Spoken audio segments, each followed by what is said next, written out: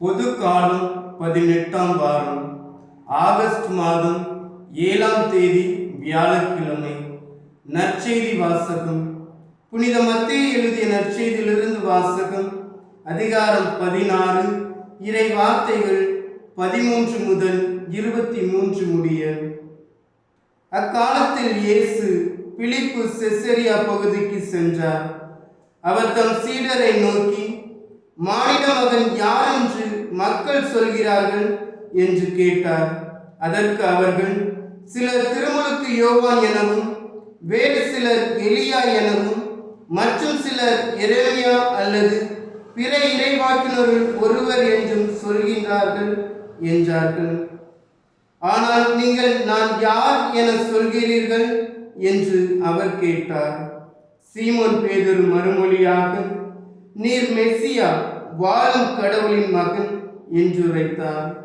அதற்கு இயேசு, யோனாவின் மகனான சீமோனே, நீ பேறு பெற்றவன். ஏனெனில் எந்த மனிதரும் இதை உனக்கு வெளிப்படுத்தவில்லை, மாறாக விண்ணகத்தில் உள்ள என் தந்தையை வெளிப்படுத்தியுள்ளார். எனவே நான் உனக்கு கூறுகிறேன், உன் பெயர் பேதுரு. இந்த பாறையின் மேல் என் திருச்சபையை கட்டுவேன். பாதாளத்தின் வாயில்கள் அதன் மேல் வெற்றி கொள்ளாம். விண்ணரசின் திறவுகோல்களை நான் உன்னிடம் தருவேன். மண்ணுலகில் நீ தடை செய்வது விண்ணுலகிலும் தடை செய்யப்படும். மண்ணுலகில் நீ அனுமதிப்பது விண்ணுலகிலும் அனுமதிக்கப்படும் என்றார். பின்னர் தாம் மெசியா என்பதை எவரிடமும் சொல்ல வேண்டாம் என்று இயேசு சீடரிடம் கண்டிப்பாய் கூறினார். இயேசு தாம் எருசலேமுக்கு போய் மூப்பர்கள், தலைமை குருக்கள், மறைநூல் அறிஞர்கள் ஆகியோரால் பலவாறு துன்பப்படவும், கொலை செய்யப்படவும், 3ஆம் நாள் உயிருடன் எழுப்பப்படவும் வேண்டும் என்பதை தன் சீடருக்கு அந்நேரம் முதல் எடுத்துரைக்க தொடங்கினார்.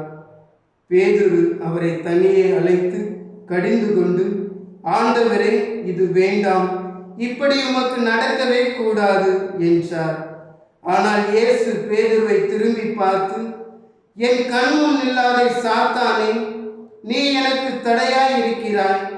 ஏனெனில் நீ கடவுளுக்கு ஏற்றவை பற்றி எண்ணாமல் மனிதருக்கு ஏற்றவை பற்றியே எண்ணுகிறாய் என்றார். இது ஆண்டவர் வழங்கும் அருள்வாக்கு. கிறிஸ்துவே, உமக்கு புகழ்.